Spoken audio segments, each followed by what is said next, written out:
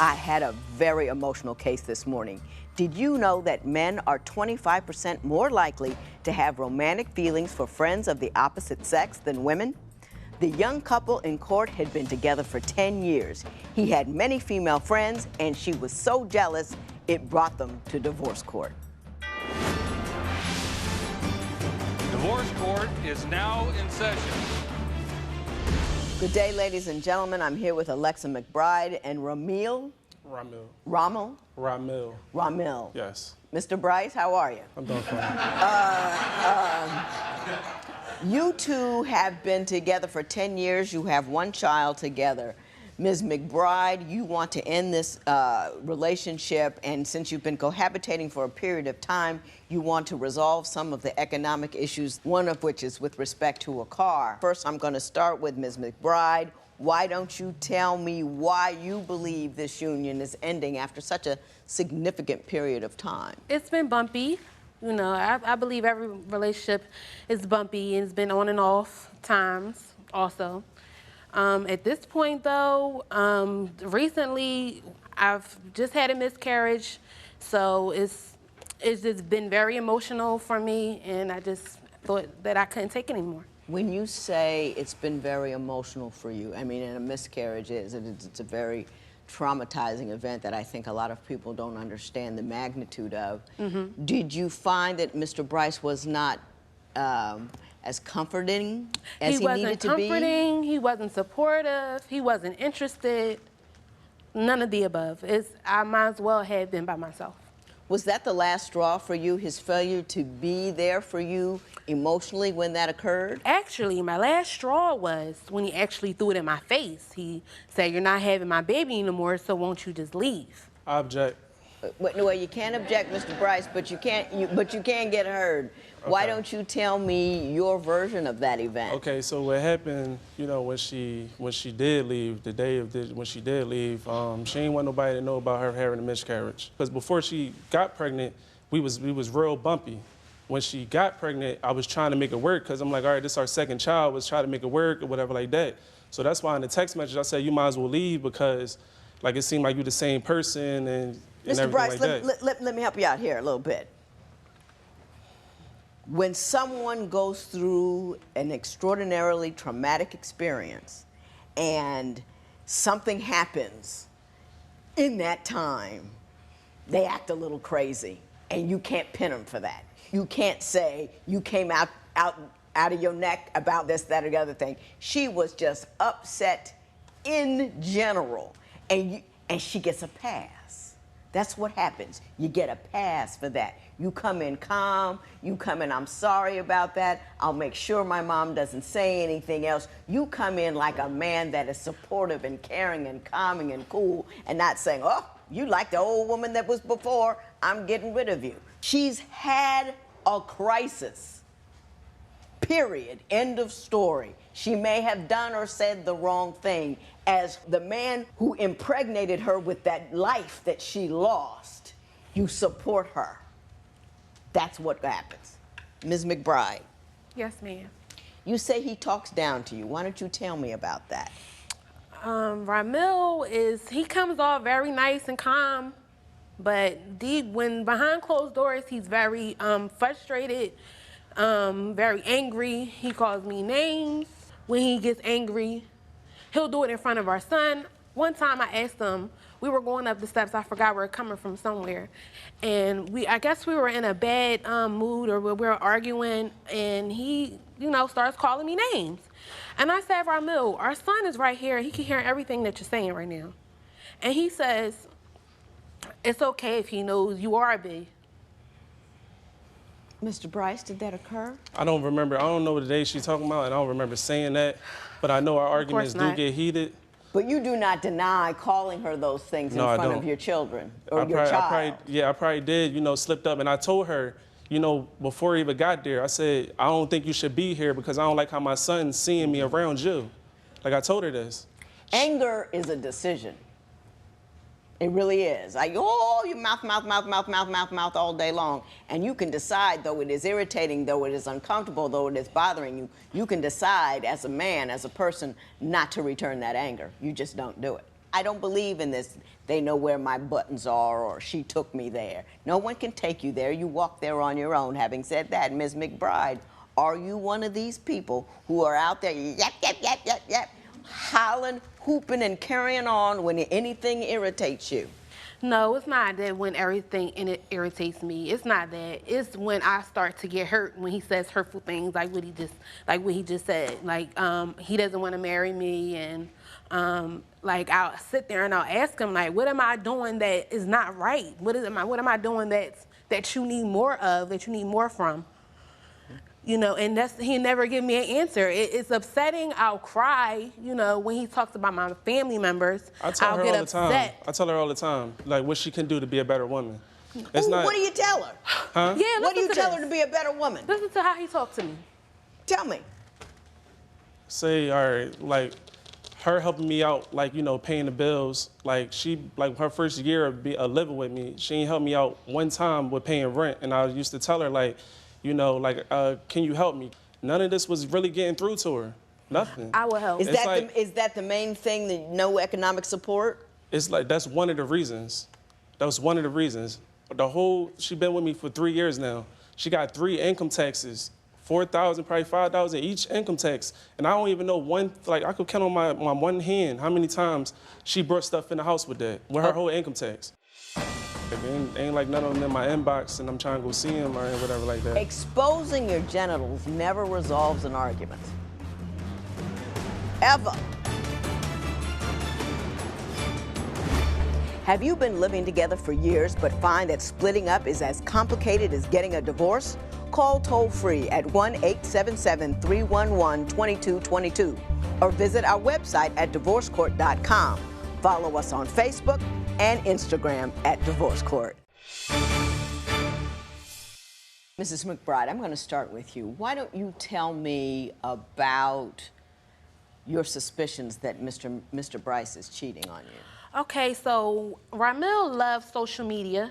I don't know if you know this, but they have groups. They're not like chat groups, but they're like aside from the normal social media. Mm-hmm. And he was on there posting, he was on a sex group. He was in a particular sex group where they talk about having sex, and sometimes they meet and things like that. So on this particular group, he posted a picture of his private parts on the internet for the world to see. And I definitely had a problem with that. It hurt me. I wonder why he would even try to do something like that. You know, he has no privacy or respect for himself. Mr. Bryce, I ain't mad. I'm not gonna get excited. I am deeply intrigued by the private parts on the internet issue, because apparently it happens a lot. So I want you to walk me through the the emotional process that precedes an exposure. I don't know, I guess it's an ego thing. I don't know. An ego thing. Yeah. Do other guys in that group do it? Is it something like a common practice on this particular group? I mean, there's a bunch of groups out there. It's just a particular group that we was in, that my friends, we made up, and it was like girls in it and everything like that.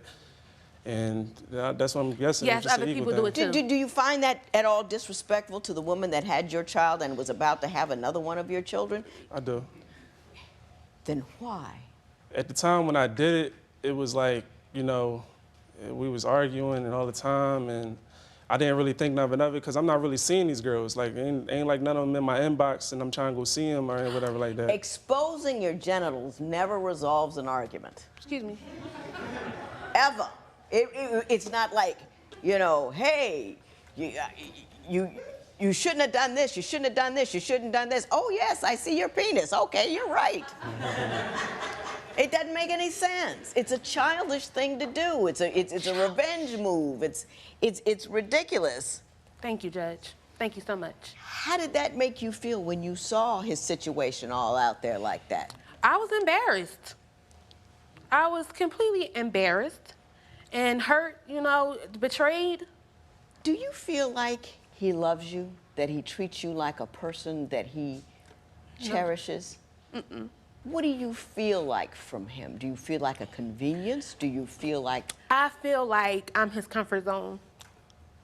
Explain that. We started when we were 16. And it's been pretty much just us two. It may have been on and off, but he always came back to me. I don't know why. He's had other girlfriends, but he always came back to me. And I feel like I really don't know what it is that comes back to me because he doesn't, because, thank you. I don't understand why he comes back to me, Judge. Let's ask him. Okay. Mr. Bryce, you've indicated a couple of faults and things that you believe she brings in the relationship and that she should be a better woman. Why do you, in fact, keep coming back to someone you believe is not adequate to be your woman or your wife? Well, I guess it's a misunderstanding because I believe she come back to me. Like, she's saying I come back to her. I'm saying, how do I come back to her when she's the one, like, when we first broke up, she was the one that came back to me because I ain't... I'll accept that. But my question to you is, like, if there's a guy that I used to like and he comes back to me and I don't like him, I tell him to go away. Okay, so why do I accept her back when she comes? Right. Well, we have good chemistry, you know? There's a lot of good chemistry that we do have. Yes, the sex chemistry, yeah. Do you think she wants to be your wife? Do you think she wants more? Yes, I do think that she wants, but it's Do like... you believe that it's disrespectful at all to continue to enjoy your sexual life with her, to continue to procreate with her, and really don't have any intention of giving her that lifelong commitment that she's looking for? Yeah, I don't think it's right. And I tell her. And that's why we're here. I get a phone call for one of his like little girlfriends. And she calls me, and then I'm laying down with my son, and she walks in our bedroom. If you would like your case to be heard on divorce court, call us toll-free at 1-877-311-2222 or log on to our website at divorcecourt.com. Follow us on Facebook and Instagram at Divorce Court. To Mr. Bryce's point, I'm going to ask you, why do you keep coming back when it doesn't seem that he wants to give you what you want? Well, what I want is to really get married, but I don't think that we're in the space to really do that, but I do want to work towards that. Like, that's the goal. When I come back to him, I never get the feeling that he doesn't want me to be there. He never asked me to leave. Other than the exposure on the internet, do you believe that Mr. Bryce has been faithful to you during the times that you were together? Because I know that you separate and got back together. But was there any cheating going on, or do you believe when he's with you, he's really with you? When he's with me, as far as sex-wise, you know, I never really know. But I trust him. I've never caught him actually having sex with someone. But there was this time we were living together. It was maybe about 3 years ago. We were living together. I came there with my son, and he went out. Whatever. I let him go out, and I get a phone call for one of his like little girlfriends, and she calls me, and then I'm laying down with my son, and she walks in our bedroom. She just walks in our house with his keys in our bedroom. And I'm like, well, like, what are you doing here? I have my son. You need to get out. You need to go ahead and I don't even know why you're here. So she leaves, and she crashes his car and everything. Now this is an ex-girlfriend that is really insignificant, but obviously significant to him in some sort of way. Mr. Bryce, even though she's trashy. Can you give me your version of that event? I went, you know, chill with my ex or whatever. So my ex had my phone, and I guess she called her, you know, whatever the situation was, and they was going back and forth with it. You know, and you didn't feel obligated to either one of them. I was asleep. He was drunk. I was asleep. I was asleep. I passed out. But you weren't in a relationship with either one of them. No. So they were fighting over a ghost. There was nothing there. What happened was, you know, when she called Alexa, they started having words. You know, I don't know what Alexa said. That's not true. That's what she told him. He don't know what we was on the phone talking about. What happened? What happened to your car? She crashed it. What, did she got in it and banged it up, or she? We both was drunk. You know, we both was drunk. I passed out. She grabbed my car keys, and she drove trying to go to Crashed my it house, into and like 4 cars. and she crashed it, but she still made it up there. I don't know how she still made it up there. She still made it up there, and they had a little going out when, you know, when she got at the house, because she took my car keys. She had, you know, keys to my house or whatever like that. So that's how that situation went. But I wouldn't count that as cheating, because I ain't had no commitment to her. I understand exactly what you're saying. I don't count it as cheating either. As you had 2 women fighting over you, you weren't interested in either one of them, you know, the heck with it. You can sleep with them, you can go drink with them, and if they want to fight each other, it's fine because, hey, you don't care about either one.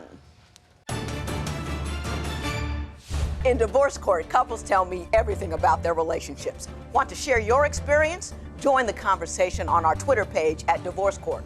On Facebook, check out other fans and their intimate issues. You know everybody has something to say about love. What's on your mind? You want $1,300 for a car. Explain that to me. Well, the last income tax that he mentioned earlier, I wanted to buy a car. That's what I wanted to buy with my money. A car for me to be independent. This was your income tax refund? Okay. And, you know, of course I talked to him about it. You know, I tried to make a decision like that with both of us included. And he thought that that was a bad idea. Just like the year before that, I wanted to go to school. He thought it was a bad idea. Okay. But anyway. I just want to talk about the car right now. Okay. So what did you decide to do? I didn't get the car. I gave him $300 out of the $600 that he said I owed him for something. Okay. Mr. Bryce, Yes. you don't have to respond to that because I'm going to deal with that in a second. But I'm going to say I'm mad at both of you. I'm going to start about why I'm mad at you. Then I'm going to tell you why I'm mad at you. I'm mad at you because you take advantage of people by not making a decision. You take advantage of people by not letting your intentions be known. You take advantage of people by just allowing them to give and give and give and give, knowing what they want in return, knowing full well you're not intending to give it to them, but you enjoy the fruits of their efforts to get you when you know you have no intention of getting got. I am angry with you because you drunk in a car and you got a 6-year-old at home. I'm angry with you because you got a woman who you know you don't think is good enough to marry pregnant a second time. I'm angry with you about all of that stuff. I'm angry with you about showing up as a boy in a male situations. You got your manhood going on the internet all out there. You got your manhood going, having sex with people. You got your manhood going with living with people. But when it really counts for being a man, when you need to be man enough to hold up your woman who was hurt and traumatized, you showed up a little boy. When you had 2 women fighting over and you didn't want either one of them, you were drunk and off and you showed up a little boy. And I want you to stop it. I don't want you to teach your son that this is what manhood looks like. This is what a failure to take care of your business looks like. This is what a little boy playing at a man looks like. And I don't want him to see that. I'm angry with you. I'm mad at you too. Don't you see what he's doing? He's allowing you to pursue him knowing full well he doesn't want to get caught. Never, ever, not one time let a man tell you he doesn't want you more than once. You step. A man doesn't give you the respect and the things that you want, you move forward because he will continue to use you as long as you allow it. Don't let it happen to you. You made a decision about money. It was a bad decision to make about money. You're responsible for the things that you do. He didn't take anything from you. And I'm mad at you, but I feel bad for you at the same time because you're trying to do the right thing. But don't do the right thing with the wrong person because it'll never work out for you. There will be no recovery in this matter. It is so ordered. Alexa and Ramille taught us a very important lesson. Don't keep giving love to someone who doesn't love and respect you in return. Doing the right thing with the wrong person will never get you a good result.